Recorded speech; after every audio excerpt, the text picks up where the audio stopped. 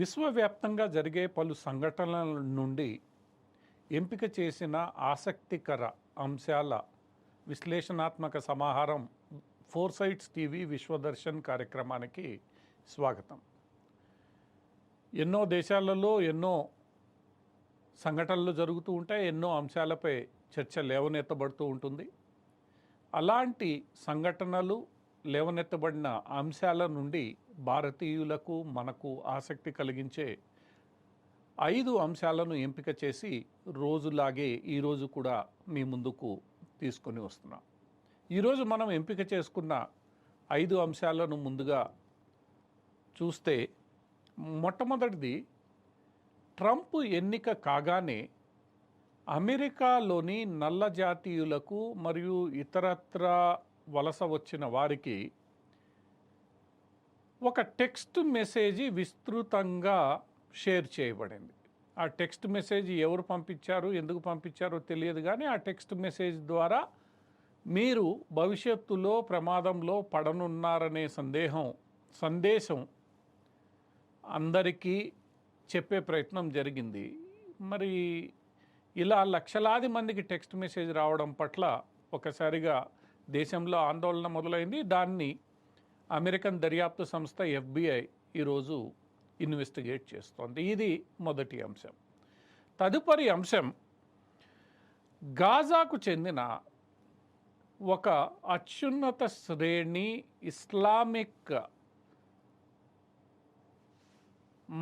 Islamic మత ప్రచారకుడు October 7 నాడు Hamas జరిపిన దాడిని తీవ్రంగా ఖండిస్తూ ఫత్వా జారీ చేశారు. గాజాలో ఉన్న ఇస్లామిక్ యూనివర్సిటీకి చెందిన ఈ మత ప్రచారకుడు అక్కడి ప్రజల్లో ఎంతో ప్రాచుర్యం కలిగిన వ్యక్తి. ఆయన ఈరోజు అక్టోబర్ 7 సంఘటనను ఖండించడం తీవ్ర సంచలనాత్మకంగా మారింది. మరి దీని యొక్క పూర్వాపరాలు ఏమిటి మనం తెలుసుకుందాం. తదుపరి అంశం, ఇటీవల కాలంలో కెనడాలో జరుగుతున్న పలు ఇబ్బందికర పరిణామాల నేపథ్యంలో జస్టిన్ ట్రూడో ఎన్నో ఆసక్తికర చర్యలను తీసుకుంటున్నారు. అవి వివాదాస్పదంగా మారుతూ ఉన్నాయి. గత వారం కెనడా ప్రభుత్వం విద్యార్థులకు ఇచ్చే ఫాస్ట్ ట్రాక్ వీసా కార్యక్రమాన్ని రద్దు చేసింది. ఈ ఫాస్ట్ ట్రాక్ వీసా కార్యక్రమాన్ని రద్దు చేయడం వల్ల ముఖ్యంగా భారతీయ విద్యార్థులు ఎక్కువగా నష్టపోనున్నారు. మరి జస్టిన్ ట్రూడో యొక్క భారత్ వ్యతిరేక వైఖరి ఏమైనా ఇందులో ఇమిడి ఉందా, ఏమిటి, ఎందుకు కెనడా ప్రభుత్వం ఈ నిర్ణయం తీసుకుంది తెలుసుకుందాం. తదుపరి అంశం, ఎప్పటి నుండో ఖతార్ దేశంలో హమాస్ నాయకులందరూ నివాసం ఉంటున్నారు, అక్కడ తమ కార్యాలయాల్ని నడుపుకుంటున్నారు. ఇలా ఖతార్లో హమాస్ నేతలు ఉండడానికి, కార్యాలయాలు నడుపుకోవడానికి కొన్ని సంవత్సరాల క్రితం అమెరికా, ఖతార్లు తీసుకున్న ఒక చర్యే కారణం. అయితే ఈరోజు అమెరికా ఎంత చెప్పినప్పటికీ హమాస్ తమ మాట వినడం లేదన్న నెపంతో అమెరికా దేశం హమాస్ నేతలను దేశం వదిలి వెళ్లాల్సిందిగా సూచించాల్సిందని ఖతార్కు స్పష్టం చేసింది. ఖతార్ అమెరికా ఆదేశాలను వెంటనే పాటించింది. హమాస్ నాయకులు దేశం వదిలి వెళ్ళిపోవాలని, కార్యాలయాలని మూసివేయాలని చెప్పింది. దీనివల్ల కలిగే ఇబ్బందులు ఏమిటి, దీని ప్రభావం ఏమిటి మనం అర్థం చేసుకుందాం. ఇక చివరి అంశం, ట్రంప్ గత పదవీ కాలంలో ఆయనకు వ్యతిరేకంగా జాత్యహంకార ఉద్యమం, అలానే మహిళల పట్ల ఉన్న వ్యతిరేకత ఉద్యమం, ఇలాంటి ఎన్నో ఉద్యమాలు జరిగాయి ఆయన మొట్టమొదటిసారి అధ్యక్షుడిగా ఉన్నప్పుడు. ఆ ఉద్యమాలన్నీ ఆయన్ని అన్పాపులర్ చేయడానికే తీసుకొని రాబడ్డాయి అనేది రిపబ్లికన్ల ఆరోపణ. ఆ తర్వాత ఆయన ఓడిపోయారు, బైడెన్ గెలిచారు. ఆ బైడెన్ గెలవడానికి ఈ ఉద్యమాలు కారణమనే విషయం కూడా చాలామంది విశ్లేషకులు అభిప్రాయపడుతున్నారు. అటువంటిది ట్రంప్ గెలిచిన పక్క రోజే అమెరికాలో ఈ 4B అనబడే ఒక ఉద్యమం ప్రారంభమైంది. 4B అంటే మహిళలకు సమాన హక్కులు లేవని, తమ జీవితానికి సంబంధించిన నిర్ణయాలు మహిళలకు తీసుకునే స్వేచ్ఛ ఉండాలని ఈ 4B ఉద్యమం యొక్క లక్ష్యం. ఈ 4B ఉద్యమం మొదట్లో దక్షిణ కొరియాలో ప్రారంభమైంది. ఈరోజు ఉన్నట్లుండి ట్రంప్ గెలిచిన రోజే ఈ 4B ఉద్యమానికి అమెరికాలో బీజం పడింది. మళ్ళా ట్రంప్ను ఎదుర్కోవడానికి ఈ ఉదారవాద వామపక్ష శక్తులు ఇలాంటి చర్యలకు పాల్పడుతున్నారా? అసలు ఈ మొత్తం వ్యవహారం ఏమిటి మనం తెలుసుకునే ప్రయత్నం చేద్దాం. ఇవి ఈరోజు మనం ఎంపిక చేసిన 5 అంశాలు. ఈ 5 అంశాలు మీకు ఆసక్తి కలిగిస్తాయని ఆశిస్తూ ఈ 5 అంశాల్లో మొట్టమొదటి అంశం ఏదైతే ఉందో ఆ అంశాన్ని ముందుగా మనం పరిశీలిస్తాం. ఇందాకనే మనం చెప్పుకున్నాం, ట్రంప్ గత అధ్యక్ష పదవి కాలంలో ఆయనను నల్ల జాతీయులకు ఇతరత్ర వలస వచ్చిన వారికి వ్యతిరేకంగా ఆయన ఒక జాత్యహంకార ధోరణితో కూడిన వ్యక్తిని ఉద్యమాలు నిర్వహించబడ్డాయి. అదే సమయంలో ఒక పోలీస్ అధికారి అత్యుత్సాహం ప్రదర్శించి ఒక నల్ల జాతీయుడిని అరెస్ట్ చేసిన సంఘటనను భూతద్దంలో చూపించి దేశవ్యాప్త ఆందోళనలకు నల్ల జాతీయులను దించే ప్రయత్నం జరిగింది, దించారు కూడా. ఇదంతా కూడా ట్రంప్ యొక్క కన్జర్వేటివ్ థింకింగ్ ప్రాసెస్, అంటే ఆయన కన్జర్వేటివ్ ఆలోచన ధోరణి ఏదైతే ఉందో దాన్ని పెనుభూతంగా చూపించి ఈ ఉదారవాద ఈ వామపక్ష భావాలు కలిగిన వాళ్ళు, ముఖ్యంగా డెమోక్రట్లు ఎవరైతే ఉన్నారో ఆయన్ని అన్పాపులర్ చేయడానికి ప్రయత్నించారనేది మనకి తెలుసు.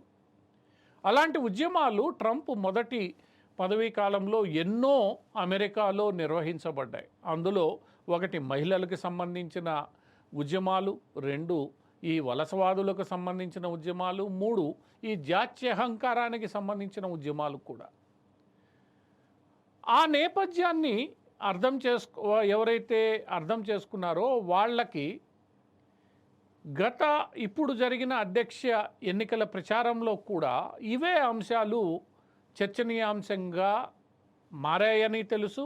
ఇవే అంశాలని డెమోక్రట్లు పదే పదే ట్రంప్కు వ్యతిరేకంగా లేవనెత్తారని కూడా మనం అర్థం చేసుకోవచ్చు. ఎందుకంటే ప్రచారంలో ఇవే అంశాలు కీలకంగా ఉన్నాయి. సరే, ఆ ప్రచారాన్ని అమెరికా ప్రజలు తిరస్కరించారు. ట్రంప్కి పూర్తి మెజారిటీని కట్టబెట్టి ట్రంప్ యొక్క విజయాన్ని ప్రకటించిన పక్క రోజే అమెరికాలోని లక్షలాది నల్లజాతీయులకు, వలస వచ్చిన ఇతరత్ర ప్రజలకు, అంటే ఈ హిస్పానిక్ అనే వర్గానికి చెందిన ప్రజలకు, నల్లజాతీయులకు ఒక టెక్స్ట్ మెసేజ్ పంపబడ్డది. అది ఎవరు పంపారో ఇంతవరకు తేలలేదు. ఆ టెక్స్ట్ మెసేజ్ యొక్క సారాంశం ఏంటంటే, ఆ టెక్స్ట్ మెసేజ్లో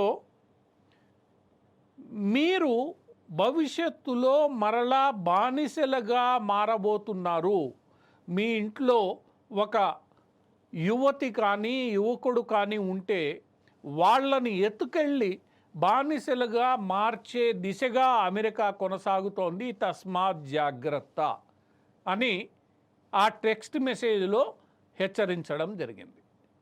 అమెరికా లాంటి దేశంలో బానిసత్వం ఉంటుందని మనం ఎవ్వరం ఊహించలేం. ఈరోజున్న ఆధునిక సమాజంలో బానిసత్వం యొక్క ప్రస్తావనే లేదు. మరి ఆ బానిసత్వాన్ని బూచిగా చూపించి నల్ల జాతీయుల్ని రెచ్చగొట్టేలా ఉన్న ఈ టెక్స్ట్ మెసేజ్ని డొనాల్డ్ ట్రంప్ ఎన్నిక ప్రకటించిన తదుపరి రోజే లక్షలాది నల్ల జాతీయులకు పంపబడ్డది. అంటే దాని అర్థం ఏమిటి? గత ట్రంప్ ప్రెసిడెన్సీలో ఎలానైతే నల్ల జాతీయులతోనూ మహిళలతోనూ ఇతరత్ర వర్గాలతో ఉద్యమాలు నిర్వహించబడ్డాయో, వాళ్ళని రెచ్చగొట్టబడ్డారో, అలాంటి రెచ్చగొట్టే ఒక అంశం ఈరోజు విస్తృతంగా ప్రజల్లోకి తీసుకెళ్లే ప్రయత్నం చేశారు. దాని అర్థం రాబోయే రోజుల్లో ట్రంప్ అధ్యక్షుడైన తర్వాత మరలా ఈ ఉదారవాద వామపక్ష శక్తులు ఎలాంటి కుట్రలకు పాల్పడబోతున్నాయనే అంశం మనకు స్పష్టమైపోతుంది. ఈ అంశాలపై ప్రచారంలో చర్చ జరిగింది. ఆ జరిగిన చర్చని అమెరికా ప్రజలు తిప్పికొట్టారు. తిప్పికొట్టి ట్రంప్కు భారీ బహుమతి ఇచ్చారు. ఆయన్ని గెలిపించడమే కాదు, ఆయన మొట్టమొదటి అధ్యక్షుడు. తన గెలుపులో పాపులర్ ఓటుతో పాటు ఎలక్టోరల్ ఓటును సాధించుకున్నాడు. అంతేకాకుండా సెనెట్ను కైవసం చేసుకుంది రిపబ్లికన్ పార్టీ. హౌస్లో కూడా మెజార్టీ సాధించింది. అంటే ఇది ఒక సంపూర్ణమైన గెలుపు. ఏదైతే వామపక్ష ఉదారవాదులు లేవనెత్తారో దాన్ని అమెరికన్ ప్రజలు అంగీకరించలేదు. అటువంటి గెలుపు ప్రకటించిన తదుపరి రోజే ఇలాంటి మెసేజ్ వెళ్ళడం అమెరికాలో తీవ్ర స్థాయిలో కలకలం సృష్టించింది. ఈ కలకలం ఏ స్థాయికి వెళ్ళిందంటే, ఈ మెసేజ్ పట్ల ఆందోళన వ్యక్తం చేస్తూ నల్లజాతీయులు పెద్ద ఎత్తున సోషల్ మీడియాలో సోషల్ మీడియాలో అసంతృప్తి వ్యక్తం చేయడం, చివరకు అమెరికా ప్రభుత్వం ఈ మెసేజ్ల మీద అక్కడ జాతీయ దర్యాప్తు సంస్థ అయిన FBI federal bureau of investigation చేత విచారణ చేయించాలని నిర్ణయం తీసుకోవడం జరిగింది. ఏది ఏమైనప్పటికీ ఇలాంటి ప్రచారాలు, ఇలాంటి కుట్రలు ట్రంప్ అధ్యక్షుడిగా పదవీ బాధ్యతలు స్వీకరించిన తర్వాత ఇంకా విస్తృతంగా జరిగే అవకాశం ఉందనే విషయాన్ని ఇది స్పష్టం చేస్తోంది. FBI చేసిన ప్రాథమిక విచారణలో ఈ మెసేజ్లు అమెరికాలో నుంచి కాకుండా వెలుపల దేశాల నుంచి వచ్చాయన్న ఒక అనుమానము వ్యక్తమైంది. ఏదైతే అమెరికాలో వామపక్ష ఉదారవాదుల మద్దతు కేంద్రాలైన డీప్ స్టేట్ సంస్థలు, వ్యక్తులు ఈరోజు ఇలాంటి కుట్రలకు పాల్పడ్డారనే అనుమానాలు వ్యక్తమవుతున్నాయి. ఏది ఏమైనప్పటికీ ఈ సంఘటన ఈరోజు అమెరికాలో, ఎందుకంటే భారతదేశంలో కూడా నరేంద్ర మోడీ ప్రభుత్వం ఎప్పుడు ఎన్నికలకు పోయినా ఏదో ఒక ఉద్యమం లేవనెత్తబడుతూ ఉంటుంది. ఆ ప్రభుత్వానికి వ్యతిరేకంగా కొంత నిరసన ప్రదర్శనలు, ఉద్యమాలు చేసే అవకాశం, రైతు ఉద్యమం కావచ్చు, హిజాబ్ ఉద్యమం కావచ్చు, ఇంకోటి కావచ్చు. అలాంటి పరిస్థితిని అమెరికా గత ట్రంప్ కాలంలో ఎదుర్కొంది. ఇప్పుడు మళ్ళా ట్రంప్ అధ్యక్షుడిగా ఎన్నిక కాగానే మొదలయ్యాయి. ఏది ఏమైనప్పటికీ రాబోయే రోజుల్లో ఇలాంటి రెచ్చగొట్టే ఉద్యమాలు ఎన్ని జరుగుతాయో అమెరికాలో వేచి చూడాల్సిందే. ఎక్కడైతే జాతీయ భావ ప్రభుత్వాలు ఉన్నాయో అక్కడ ఇలాంటి కుట్రలు తప్పవు. వాటిల్ని ఎదుర్కోవడానికి ప్రభుత్వాలు సన్నద్ధంగా ఉండాల్సిందే. ఇది మన మొట్టమొదటి అంశం. ఇక తదుపరి అంశం, గాజాలో అత్యున్నత శ్రేణి మత ప్రచారకుడిగా పేరు గడించిన వ్యక్తి, ఆయన పేరు ప్రొఫెసర్ డాక్టర్ సల్మాన్ అల్ దయా. ప్రొఫెసర్ డాక్టర్ సల్మాన్ అల్ దయా ఈయన గాజాలోని ఇస్లామిక్ యూనివర్సిటీకి చెందిన ఫ్యాకల్టీ ఆఫ్ షరియా లాస్ యొక్క డీన్. అంటే షరియా చట్టాల మీద పాలస్తీనాలో, ముఖ్యంగా గాజాలో గట్టి పట్టున్న వ్యక్తి. ఆయనకు ఉన్న నైపుణ్యత, దాని మీద ఉన్న పట్టు గాజాలోని ప్రజలందరూ ఆయన్ని గౌరవించేలా చేస్తోంది. ఆయన్ను గాజాలో ప్రజలు ఎంతో నమ్ముతారు, విశ్వసిస్తారు కూడా. అటువంటి ఎంతో గౌరవప్రదమైన వ్యక్తి ఈరోజు హమాస్ ఏదైతే అక్టోబర్ 7 నాడు ఇజ్రాయిల్లో జరిగిన ఒక పార్టీపై దాడి జరిపి 1400 మందిని పొట్టన పెట్టుకుందో అది సరైన నిర్ణయం కాదని ఆయన ఫత్వా జారీ చేశారు. ఫత్వా అంటే మనకి తెలుసు, ఏదైతే ఇస్లామిక్ షరియా లాకు, షరియా చట్టానికి వ్యతిరేకంగా ఉంటుందో, ఏదైతే ఇస్లామిక్ సిద్ధాంతాలకు వ్యతిరేకంగా ఉంటుందో దానిని తప్పు పట్టుతూ ఖండిస్తూ ఇచ్చేది ఫత్వా. సో ఈ ఫత్వా జారీ చేసేటప్పుడు డాక్టర్ సల్మాన్ అల్ దహియా స్పష్టంగా ఏం చెప్పారంటే, జిహాద్ పేరుతో ఇలాంటి దుస్సాహసాలకు పాల్పడడం షరియా అంగీకరించదు, ఇది ఇస్లామిక్ సిద్ధాంతాలకు వ్యతిరేకము అని ఆయన చాలా స్పష్టంగా వెల్లడించడం జరిగింది. జిహాద్ అంటే ఆయన ఉద్దేశం ప్రకారం అరబిక్లో వ్యక్తిగత అసమానతలు కానీ రుగ్మతలు కానీ ఏవైనా ఉంటే వాటిల్ని దూరం చేసుకోవడానికి ఆ వ్యక్తి చేసే పోరాటాన్నే జిహాద్ అని అంటారని, అంతేకాని ఇతరత్ర హింసాత్మక సంఘటనలకు పాల్పడడం జిహాద్ కాదని ఆయన అభిప్రాయపడ్డారు. ఇప్పటికైనా జిహాద్ పేరుతో తమను వ్యతిరేకించే వారిని అంతమొందించాలనుకోవడం సరికాదని, అది తప్పని ఆయన తన ఫత్వాలో పేర్కొన్నారు. ఇది ఒక రకంగా గాజాలో ఎంతో గౌరవప్రదమైన ఒక ఇస్లాం మత ప్రచారకుడుగా పేరుగడించిన వ్యక్తి హమాస్కు వ్యతిరేకంగా ఫత్వా జారీ చేయడం ఈరోజు ఇప్పటికే ఇబ్బందుల్లో ఉన్న హమాస్కు చాలా తీవ్రమైన ఇబ్బందుల్ని తెచ్చిపెట్టే పరిస్థితి తలెత్తింది. ఈరోజు హమాసు తాను చేసిన పనిని ఇస్లామిక్ షరియా చట్ట ప్రకారం సమర్థించుకోలేని పరిస్థితి ఈరోజు ఏర్పడింది. ఏదేమైనప్పటికీ ప్రపంచంలో ఈ జిహాద్ మీద చాలా తీవ్రమైన చర్చ జరుగుతోంది. జిహాద్ అనే పదం ఆ వ్యక్తి తనలో ఉన్న కొన్ని రుగ్మతలను, తనలో ఉన్న కొన్ని తప్పుడు ఆలోచనలను దూరం చేసుకోవడానికి చేసే పోరాటం అనే తప్ప అదేదో తనని వ్యతిరేకించే వారిని చంపడానికి ఉపయోగించే ఆయుధం కాదనేది ఇస్లామిక్ ప్రపంచంలోనే పలువురు స్కాలర్లు అభిప్రాయపడుతున్నారు. ఈరోజు జిహాద్ పేరు మీద జరుగుతున్న మారణకాండను వీళ్ళు ఖండిస్తూ ఉన్నారు కూడా. అది ఇస్లామిక్ ప్రపంచంలోనే దాని మీద తీవ్ర స్థాయిలో చర్చ జరుగుతోంది. ఈరోజు ఎవరైతే సల్మాన్ అల్ దహియా, ప్రొఫెసర్ డాక్టర్ సల్మాన్ అల్ దహియా, ఈయన షరియా లాలో ప్రపంచంలోనే పేరుగడించిన నిపుణుడు, ఈయన వ్యక్తం చేసిన ఈ అభిప్రాయం ఒక రకంగా ఎవరైతే జిహాద్ పేరుతో హింసకు పాల్పడుతున్నారో వాళ్ళందరికీ ఇబ్బంది కలిగించే అంశం. వాళ్ళందరూ కూడా ఈరోజు ప్రపంచానికి సమాధానం చెప్పాల్సిన పరిస్థితి. ఇదే విషయాన్ని పలువురు ఇస్లామిక్ మత ప్రచారకులు కానీ, షరియా లా నిపుణులు కానీ, ఇస్లాం మీద స్టడీ చేసిన వ్యక్తులు కానీ చెబుతున్న అంశం.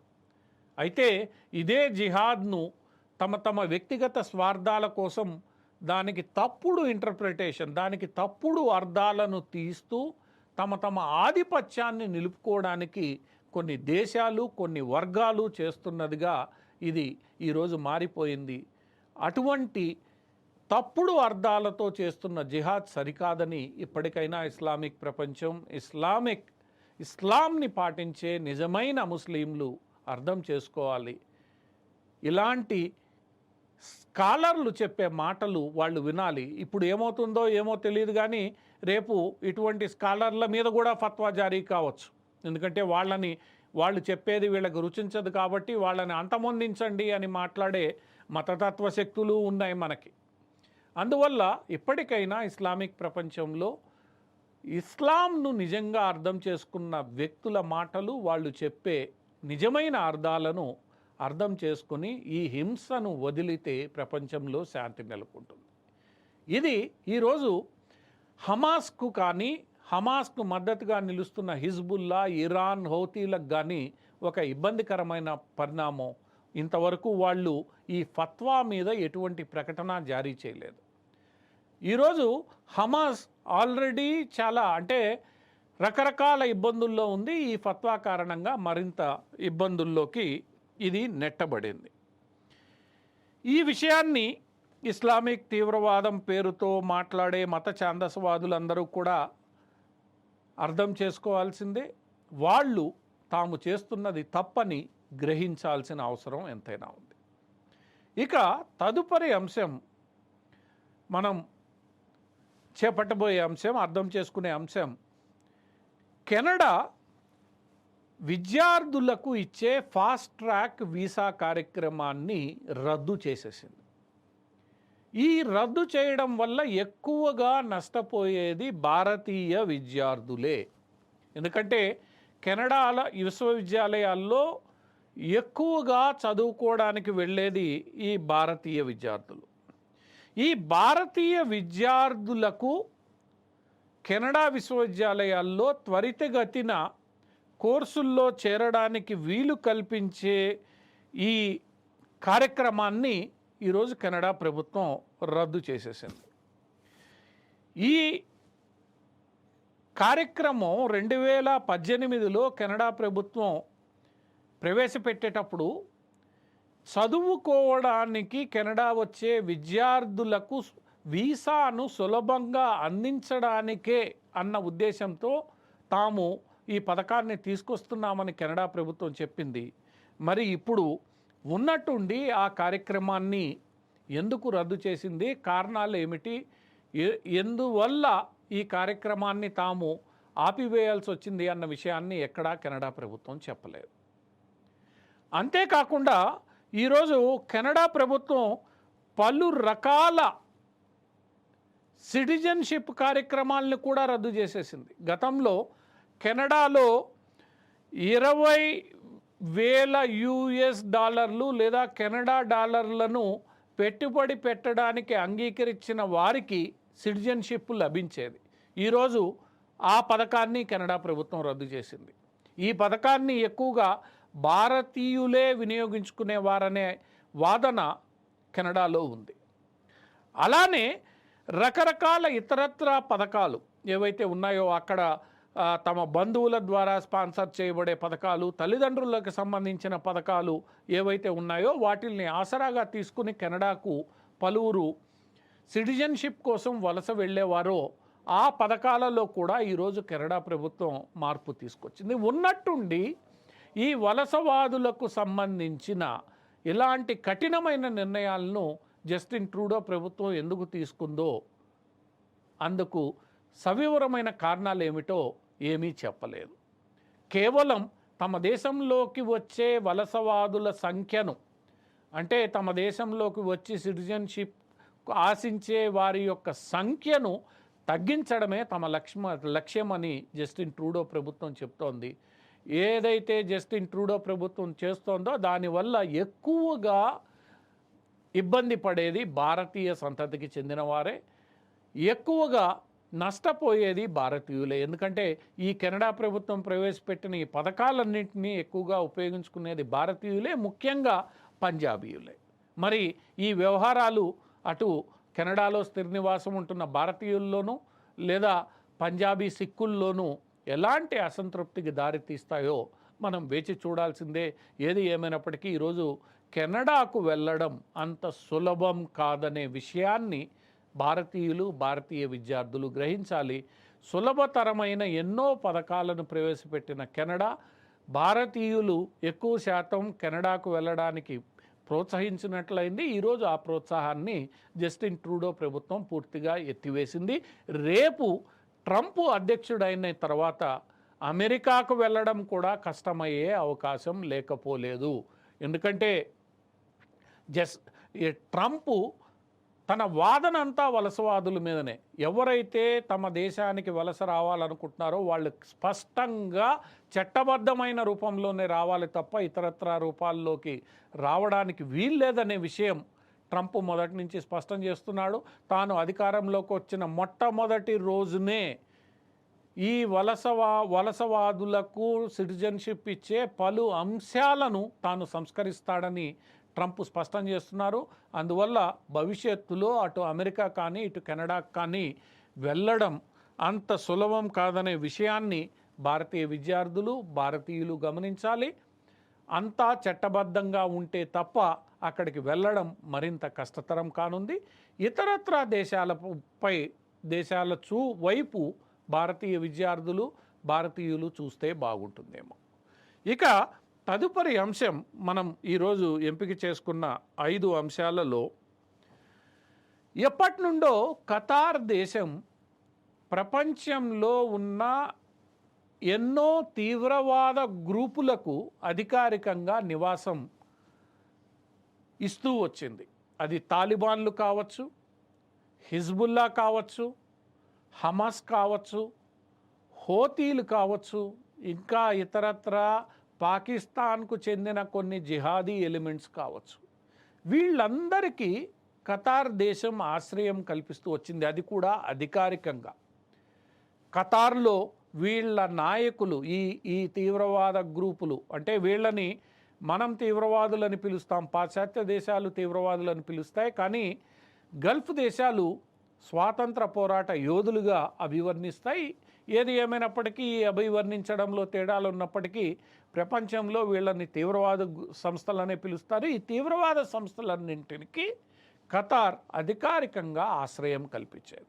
ఆ నాయకులు ఖతార్లో అధికారికంగా నివాసం ఉంటూ సాధారణ జీవితాన్ని, విలాసవంతమైన జీవితాలు కూడా గడపడం ప్రపంచవ్యాప్తంగా చర్చనీయాంశమే.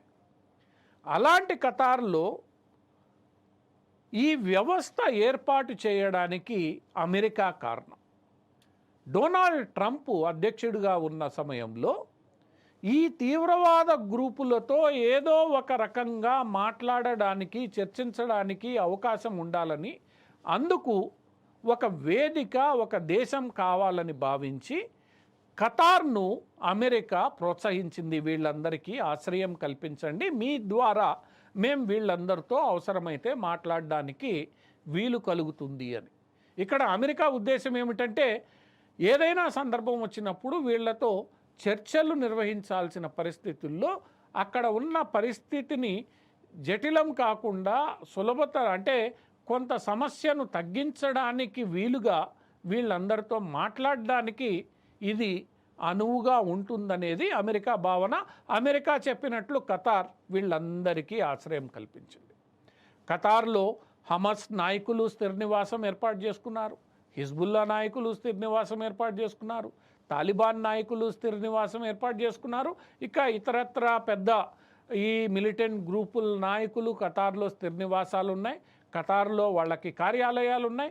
వీళ్లతో ఎప్పుడు ఏ చర్చలు జరపాలన్నా ఖతార్ దేశం వాటిల్ని ఫ్యాసిలిటేట్ చేస్తుంది. ట్రంప్ అధ్యక్షుడిగా ఉన్నప్పుడు ఈ తాలిబాన్లతో చర్చలు కూడా ఖతార్లో జరిగాయి. ఇప్పుడు హమాస్, హిజ్బుల్లాతో చర్చలు కూడా ఖతార్లోనే జరుగుతున్నాయి. అయితే ఏ ఉద్దేశం కోసం అమెరికా ఈ సదుపాయాన్ని ఏర్పాటు చేసుకుందో ఆ ఉద్దేశం ఇప్పుడు నెరవేరడం లేదు. హమాస్, ఇజ్రాయెల్ మధ్య శాంతి చర్చలకు వీలు కల్పించాలని అమెరికా చేస్తున్న తీవ్రమైన ప్రయత్నాలను ఈరోజు హమాస్ నాయకత్వం నిర్ద్వంద్వంగా తిరస్కరించడం అమెరికా ప్రభుత్వానికి రుచించలేదు. దీంతో సహనం కోల్పోయిన అమెరికా ఖతార్కు ఒక హెచ్చరిక జారీ చేసింది. ఏ ఉద్దేశంతో అయితే మేము మిమ్మల్ని వీళ్ళందరికీ ఆశ్రయం ఇవ్వమని అడిగామో ఆ ఉద్దేశం నెరవేరడం లేదు, కాబట్టి ఈరోజు హమాస్ను మీరు మీ దేశం నుండి వెళ్ళగొట్టండి. ఎప్పుడైతే అమెరికా స్పష్టమైన ఆదేశాలు ఇచ్చిందో ఖతార్ వెంటనే హమాస్ నాయకులందరికీ స్పష్టంగా చెప్పివేసింది, మీరు ఎంత త్వరగా వీలైతే అంత త్వరగా మా దేశాన్ని వీడండి, భవిష్యత్తులో మా దేశంలోనికి హమాస్ నాయకులు ఎవరు రావడానికి వీల్లేదు, హమాస్ కార్యాలయాలన్నింటినీ మేము మూసివేస్తున్నాం. అంటే హమాస్కు ఒక స్పష్టమైన సందేశం అమెరికా, ఖతార్లు ఏమి ఇవ్వదలుచుకున్నాయంటే, ఎప్పటికైనా నీ మొండి వైఖరిని విడనాడి శాంతి చర్చలకు ఒప్పుకో, ఈ శాంతి ప్రతిపాదనకు ఒప్పుకోకపోతే నీకు అధికారికంగా ఆశ్రయం ఇవ్వడానికి ఏ దేశాన్ని మేము అంగీకరించము, ఏ దేశంలో కూడా అటువంటి పరిస్థితి కల్పించము. ఇంకా చివరికి హమాస్ నాయకులు ఎక్కడికి వెళ్ళాలి? తప్పనిసరి ఇరాన్కు వెళ్ళాల్సిందే, లేదా గాజాకు రావాల్సిందే. గాజాకు వస్తే చనిపోతారు, ఇంకా బతికుండాలి అని అంటే ఇరాన్కు పోవాల్సిందే, ఇంకా వేరే ఆల్టర్నేటివ్ లేదు. గల్ఫ్లోని మరే దేశం కూడా వీళ్ళకి ఈరోజు ఆశ్రయం కల్పించదు. సో ఇప్పుడు హమాస్ పరిస్థితి మరింత దిగజారిపోయింది. ఒకవైపు ఇజ్రాయెల్ గాజాలో హమాస్ను ఆల్మోస్ట్ ఆల్ నేలమట్టం చేస్తే, మరోవైపు హమాస్ నాయకులు ఒకళ్ళ తర్వాత ఒకళ్ళు చంపబడితే, ఇంకొక వైపు ఈరోజు నిలువలీడలేని పరిస్థితి హమాస్కు సృష్టించబడ్డది. ఇప్పటికైనా ఈ మొత్తం అమెరికా పెట్టిన ఒత్తిడితో హమాస్ చర్చలకు వస్తుందేమో వేచి చూడాలి. ముఖ్యంగా ఈ చర్చల్లో ఏర్పడుతున్న ప్రతిష్టంభన హమాస్ చేతిలో ఉన్న బందీల విడుదల. హమస్ ఇంతవరకు వీరి గురించి స్పష్టంగా ఏమాత్రం అంగీకారం తెలపడం లేదు. ఎందుకంటే హమస్కే తెలియదు ఎంతమంది బతుకున్నారు, ఎక్కడున్నారు, ఏం జరుగుతోందో అన్న విషయం. సో ఇప్పటికైనా హమాస్ పరిస్థితి తీవ్రతను అర్థం చేసుకుని బందీలను విడుదల చేసే ఒప్పందానికి అంగీకరించి శాంతి చర్చలను ముందుకు తీసుకెళ్తే వాళ్ళకి కొంత ఫలితం ఉంటుందేమో, లేదంటే హమాస్ పూర్తిగా ఇబ్బందుల్లోకి వెళ్ళిపోయే స్థితి నెలకొంది. ఇది ఈరోజు అమెరికా, ఖతార్లు కలిసి హమాస్ మీద పెట్టిన ఒత్తిడి. మరి ఈ ఒత్తిడి భవిష్యత్తులో మంచి ఫలితాలు ఇస్తుందా లేదా అన్నది వేచి చూద్దాం. ఇక చివరి అంశం మనం ఈరోజు ఎంపిక చేసుకున్నది, దక్షిణ కొరియాలో గత కొన్ని సంవత్సరాల క్రితం 4B మూమెంట్ అని ఒకటి విస్తృతంగా సృష్టించబడింది. ఈ 4B మూమెంట్ అంటే ఏమిటి అనేది మనం పరిశీలిస్తే, ఈ 4B మూమెంట్లో అక్కడి మహిళలు 4 అంశాలని లేవనెత్తుతున్నారు. ఆ 4 అంశాలు ఏమిటి? నో డేటింగ్, నో సెక్స్, తర్వాత no marriage, plus no babies. అంటే మేము ప్రేమించము, సెక్స్ చేయము, పెళ్ళి చేసుకోము, పిల్లల్ని కనం. ఈ 4 అంశాలలో మాకు స్వేచ్ఛ ఇచ్చేంత వరకు మేము వీటిల్ని పాటించము అని దక్షిణ కొరియాలో ఒక ఉద్యమాన్ని ప్రారంభించారు. ఆ ఉద్యమానికి 4B ఉద్యమం అని పేరు పెట్టడం జరిగింది. సరే, అది దక్షిణ కొరియాలో జరిగింది. మహిళల సమానత్వం, మహిళలకు సంబంధించి సమాన హక్కులు ఉండాలని జరిగిన పోరాటం. ఈరోజు ఉన్నట్లుండి ఈ పోరాటం ట్రంప్ గెలిచిన వేళ అమెరికాలో కూడా ప్రారంభమైంది. ఈరోజు అమెరికాలో ఈ 4B మూమెంట్కు దగ్గరగా అదే స్లోగన్లతో సెక్స్ లేదు, పెళ్ళి లేదు, ప్రేమ లేదు, పిల్లల్ని కనం అన్న పేరుతో విస్తృతంగా సోషల్ మీడియాలో ప్రచారం జరుగుతోంది. మరి ఈ ప్రచారం ఉన్నట్టుండి ఎందుకు జరుగుతోంది అమెరికాలో అని విశ్లేషిస్తే, ట్రంప్ తన ఎన్నికల ప్రచారంలో ఈ అబార్షన్కు సంబంధించిన అంశాన్ని చాలా తీవ్రంగా పరిగణించారు. కమలా హ్యారిస్ ఈ అబార్షన్లకు సంబంధించిన చట్టాల పట్ల ట్రంప్ వ్యతిరేక వైఖరితో ఉన్నారనే అంశాన్ని తీవ్రంగా మహిళల్లోకి తీసుకుని వెళ్ళే ప్రయత్నం చేశారు. ఈ విషయంలో కమలా హ్యారిస్ చెప్తున్నది ఏమిటంటే, మహిళలకు తమ శరీరం మీద, తాము గర్భం ధరించే అంశం మీద, పిల్లల్ని కనాలనుకునే విషయాల్లోనూ స్వేచ్ఛ వారికే ఉండాలని, దీనిపై ఎలాంటి నిర్బంధాలు విధించడం అది మహిళలు పురుషుల మధ్య సమానత్వాన్ని తగ్గించే ప్రయత్నం చేయడం అని ఆమె ఆరోపించారు. దాన్ని విస్తృతంగా ఆమె ప్రజల్లోకి తీసుకెళ్లే ప్రయత్నం చేశారు. దీని పట్ల మహిళల్లో కూడా చాలా తీవ్రమైన చర్చ జరిగింది. అయితే ఎన్నికల్లో ఆ చర్చ పెద్దగా ప్రభావం చూపలేకపోయింది. కానీ అమెరికాలోని మహిళల్లో మాత్రం దీనిపై కొంత అసంతృప్తి ఉంది. అయితే ఈ అసంతృప్తిని తగ్గించడానికి వీలుగా ట్రంప్ తన ప్రచార సందర్భంగా ఈ అంశంపై నిర్ణయాన్ని జాతీయ స్థాయిలో తీసుకోమని స్పష్టం చేశారు. అంటే అమెరికా వ్యాప్తంగా ఒక విధానం అనేది ఏది ఉండదని, ఆ విధానం కేవలం రాష్ట్రాల స్థాయిలో మాత్రమే తీసుకుంటారని ఆయన స్పష్టం చేశారు. అంటే దాని అర్థం జాతీయ స్థాయిలో అధ్యక్షుడిగా దీనిపైన ఎటువంటి నిర్ణయం ఉండదని ట్రంప్ స్పష్టం చేశారు.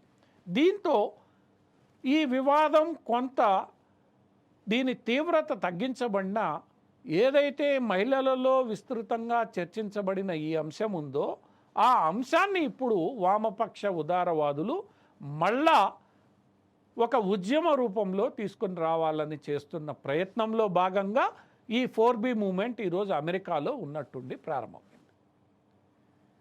దీని అర్థం ఈరోజు గతంలో ట్రంప్ ప్రెసిడెన్సీ సమయంలో ఏవైతే ఉద్యమాలు చేయబడ్డాయో అవే ఉద్యమాలు మళ్ళా ప్రారంభింపబడుతున్నాయి అనేది.